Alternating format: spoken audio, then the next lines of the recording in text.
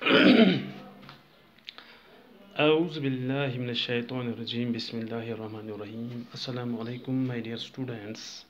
Today we will continue our yesterday's topic, Bohr's model of an atom. So far as the hydrogen atom is concerned, according to Bohr's model में hydrogen atom के लिए हमें क्या कैसे हम hydrogen atom पर apply कर सकते हैं ये बोर्स मॉडल। तो नंबर ए है इसमें, the energy states for electron are numbered as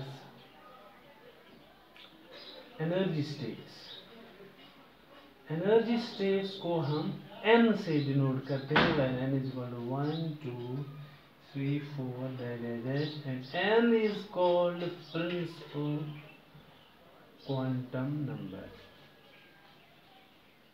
n is called principal quantum number. ये पहली बात जो हमें याद रखनी है while applying Bohr's model to the hydrogen atom. The number B is, तो जहाँ तक रेडियस का सवाल है, radius radii of a stationary state or orbital. Stationary state, we have a relation यहाँ पर हम डायरेक्टली रिलेशन लिखते हैं, और n, that is radius of nth orbital will be equal to a naught n square. This is the radius of a stationary state. जहाँ तक Bohr's model का सवाल है, तो radius of a stationary state is equal, or n is equal to a naught m square, where a naught value, what is a naught? A naught is the radii of first energy level. Radii of first energy level. Obviously n is equal to 1. So its value calculated by Bohr is 52.9 picometer. This is the value of A naught.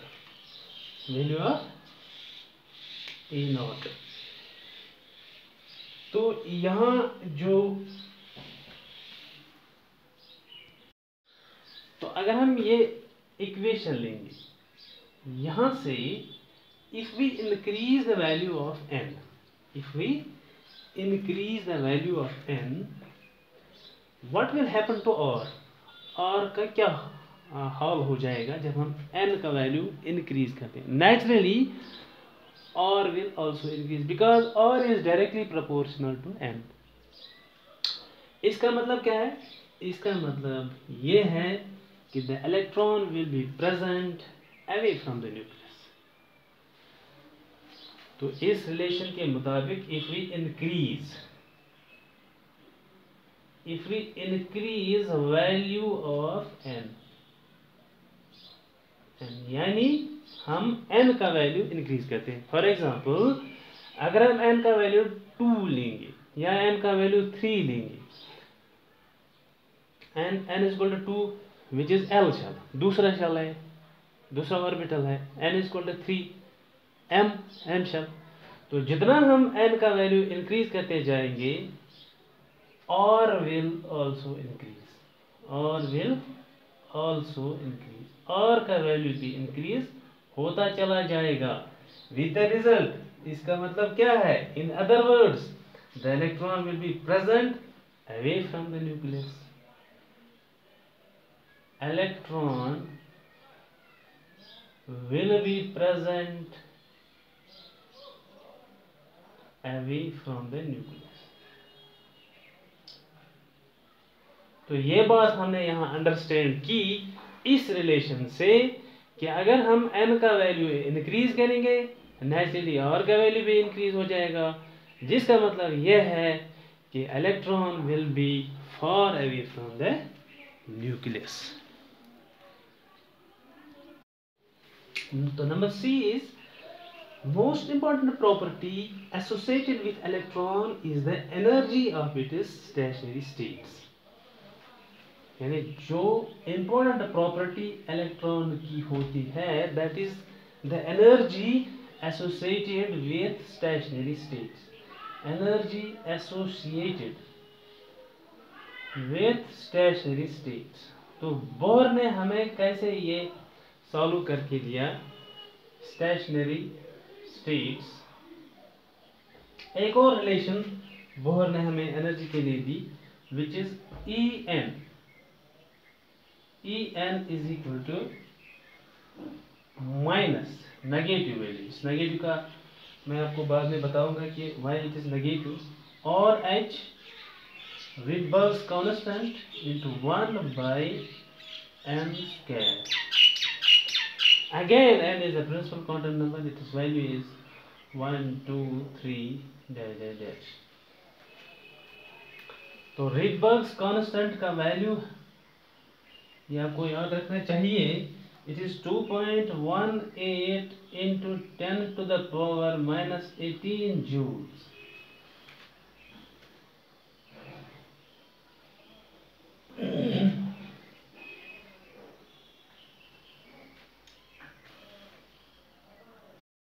अगर हमें energy of the lowest energy state को हम ground state भी कहते हैं। अगर हमें उस एनर्जी स्टेट की एनर्जी निकालनी हो फॉर ग्राउंड स्टेट और that state which has lowest energy, so हम कैसे निकाल सकते हैं energy of lowest energy state? Energy of lowest energy state या जिसको हम दैट इज ग्राउंड स्टेट, जिसको हम ग्राउंड स्टेट भी कहते हैं। नेचुरली वहां n किसके बराबर आएगा? 1 के बराबर। तो हमें एनर्जी वहां से निकलेगी En is equal to negative 2.18 into 10 to the power minus 18 into 1 by n की जगह 1 स्क्वायर। तो naturally this comes out to be minus 2.18 into 10 to the power minus 18 joules. तो सिमिलरली अगर हमें energy of the first energy level and second when n is equal to 2 तो हम कैसे निकाल सकते हैं? En इज इक्वल टू यहाँ लिखेंगे हम if n is equal to 2। तो यहाँ पर सिर्फ आपको n की जगह 2 लिखना है। तो वो एनर्जी क्या निकलेगी? वो एनर्जी निकलेगी 0.5 minus 0.545 into 10 to the power minus 18। तो अगर हम इस एनर्जी और इस एनर्जी का कंपैरिजन करेंगे, दो एनर्जीज का अगर हम कंपैरिजन करेंगे तो हम यहाँ देखते हैं कि जो ये वैल्यू है it is more than this but the negative side, but in negative way. यानी हमें पता है कि नेगेटिव में जो बड़ा नंबर होता है दैट इज द स्मॉलेस्ट।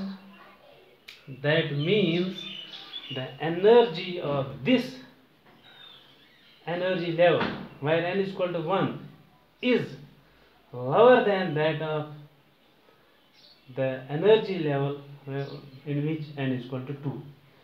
यानी दूसरे ऑर्बिटल के मध्य मुकाबिल फर्स्ट ऑर्बिटल की एनर्जी कम होती है। ये हमें यहां से पता चल गया। तो यहां मैं आपको ये चीज़ बताऊंगा कि जो अभी हमने एनर्जी का वैल्यू लिया वो हमने नेगेटिव क्यों लिया? It is for convenience. तो कन्वीनियंस के लिए हमने यहाँ एक एटम बनाया। It is the nucleus, this is the first orbital, second, third, fourth, dash dash dash dash, this is the infinity where n is equal to infinity. Last orbital जो nitrogen से जो nucleus से infinity पर है that is where n is equal to infinity. तो for convenience इसकी energy where n is equal to infinity, इसकी energy 0 ली जाती है। कैसे? इस रिलेशन को अगर हम देखेंगे n is equal to minus और h, जो अभी हमने लिखी थी 1/n²। तो अगर हम यहाँ n की जगह इन्फिनिटी का वैल्यू देंगे तो En क्या निकलेगा, माइनस और h 1/∞², it is 1/∞। We know 1/∞ is equal to 0, value of 1/∞ is equal to 0। तो जिससे जब ये क्वांटिटी 0 हो जाएगी, ये भी खुद ब खुद 0 हो जाएगी, that means En is equal to 0। तो फॉर रेफरेंस, जो energy of the infinite orbital, उसकी एनर्जी 0 ली जाती है, यानी यहाँ पर न्यूक्लियस की इंटरेक्शन इन इलेक्ट्रॉन के साथ ऑलमोस्ट निग्लिजिबल है। यानी हम कह सकते हैं कि this electron is free, this electron is free, that is energy of an electron free from its nucleus is taken as 0। ये आप याद रखिएगा, energy of an electron free from its nucleus, क्योंकि ये इंफिनिटी में है, it is free from its nucleus, इसकी energy क्या ली जाती है, 0। हाँ, अब जब ये यहाँ आ जाता है, फॉर एग्जाम्पल ये इन्फिनिटी से n इज इक्वल टू 4 पर आ जाता है, या n इज इक्वल टू 3 पर आ जाता है, या n इज इक्वल टू 2 पर आ जाता है, या n इज इक्वल टू 1 पर आ जाता है, तो हमें पता है इसकी एनर्जी सबसे ज़्यादा है, उसको हमने 0 लिखा, उसको हमने 0 लिखा। तो इसकी एनर्जी सबसे कम है, इसकी एनर्जी इससे ज़्यादा है, इसकी एनर्जी इससे ज़्यादा है, इसकी एनर्जी इससे ज़्यादा है, और इसकी एनर्जी सबसे ज़्यादा है। इस एनर्जी को हम फॉर कन्वीनियंट 0 लेते हैं।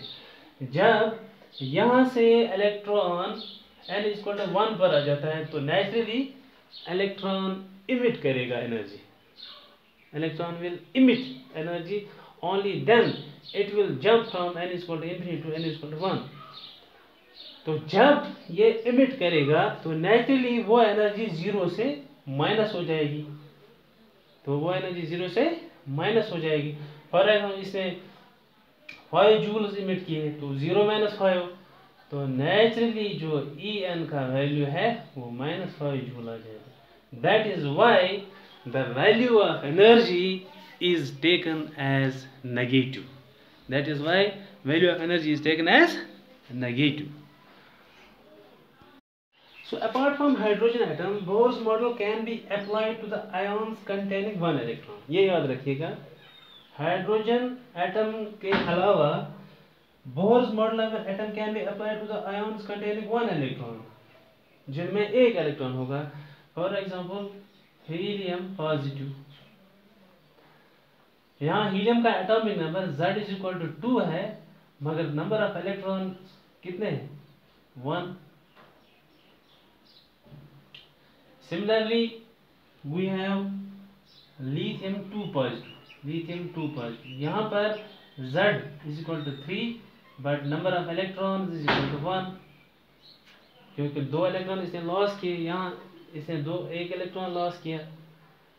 Similarly, beryllium-3 positive, Z is equal to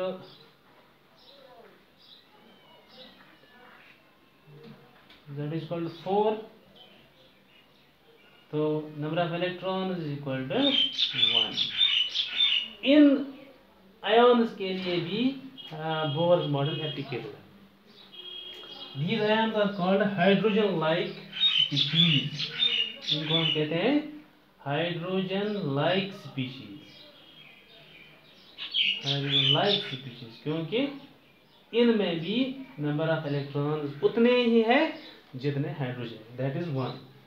तो इनके लिए भी हम ये अप्लाई कर सकते हैं। तो ना अगर हमें एनर्जी निकालनी हो,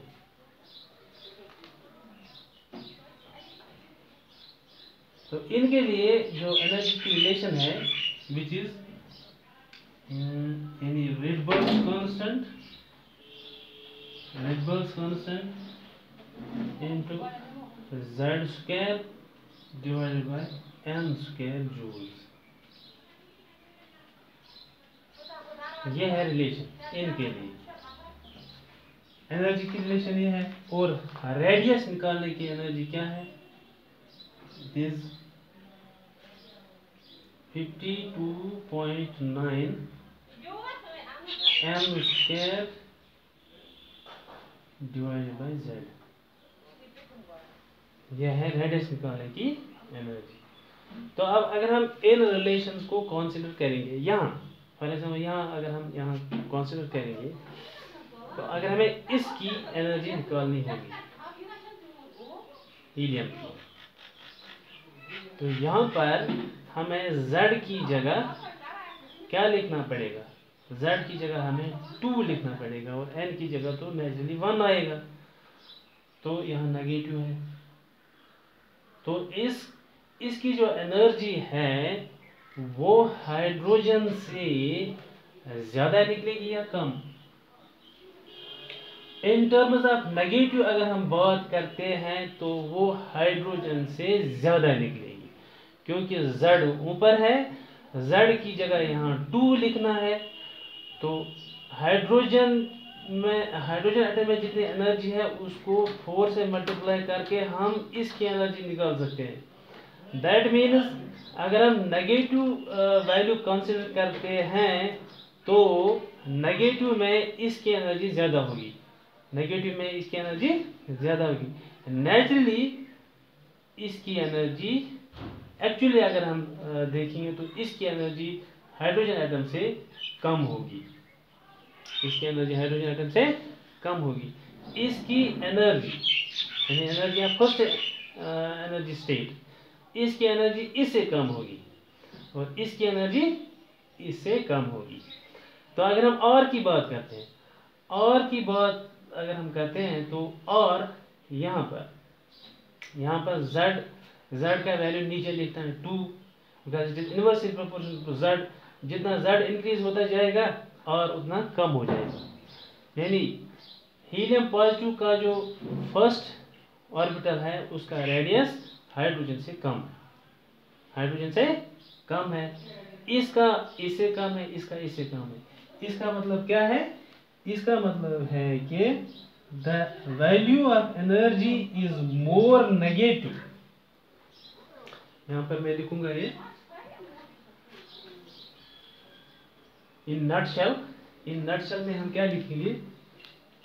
for helium and lithium atoms, for helium and lithium atoms, lithium ions rather, lithium ions, the value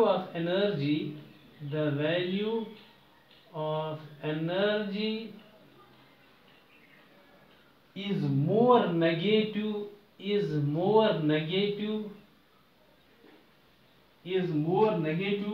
with the increase of z, with the increase of z.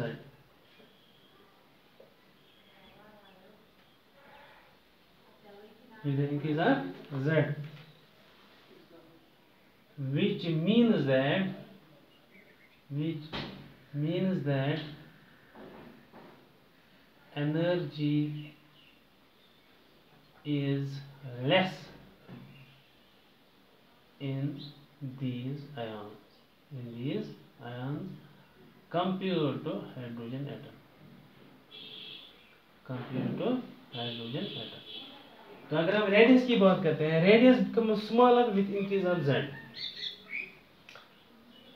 Radius become smaller with increase of z। यहाँ पर it is inversely proportional to z, it means that electron is tightly bound to the nucleus. इसका मतलब क्या है कि इनमें electron जो है is tightly bound to the nucleus. It means that electron is more tightly bound to the nucleus,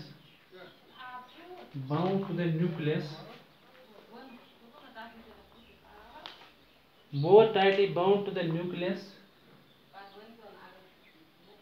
than that of hydrogen atom,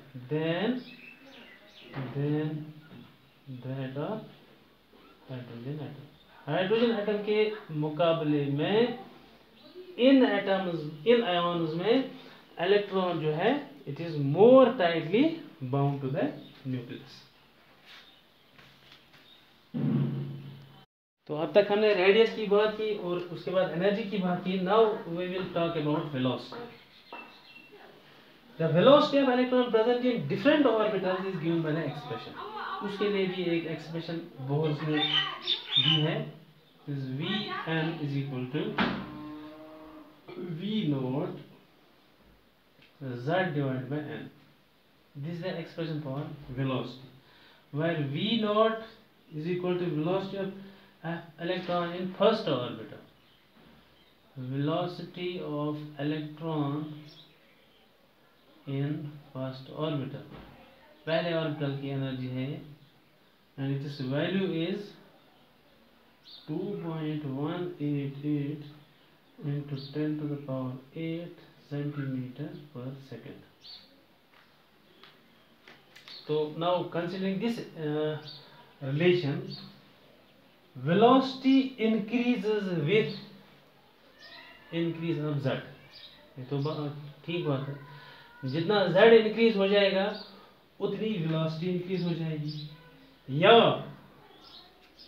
जितना increase atomic number हो जाएगा, यहाँ मैं लिखूंगा velocity increase,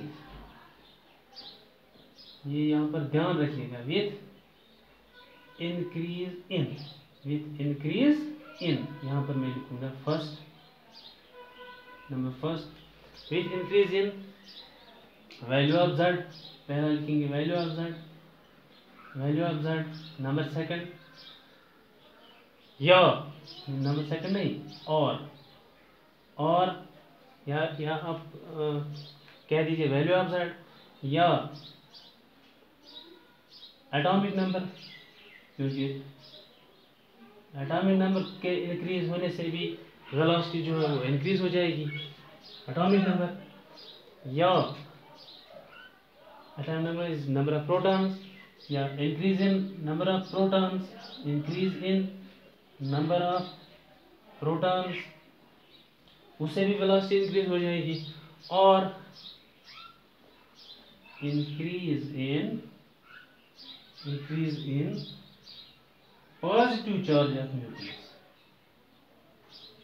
positive charge of nucleus, because proton is positively charged and is present in the nucleus. तो जितना nucleus का positive charge increase होता जाएगा उतनी ही वेलोसिटी ऑफ इलेक्ट्रॉन जो है वो इंक्रीज होती चली जाएगी, and the last velocity decrease with increase of principal quantum number. Velocity decreases with increase of principal quantum number। वो जितना प्रिंसिपल क्वांटम नंबर इंक्रीज होता जाएगा उतनी ही वेलोसिटी डिक्रीज हो जाएगी, यानी पहले ऑर्बिटल में वेलोसिटी ऑफ इलेक्ट्रॉन ज़्यादा होती है as compare to the second, तो सेकंड में velocity ज़्यादा होगी as compared to the third, and so on and so forth. I think this is enough for today. Have a nice day.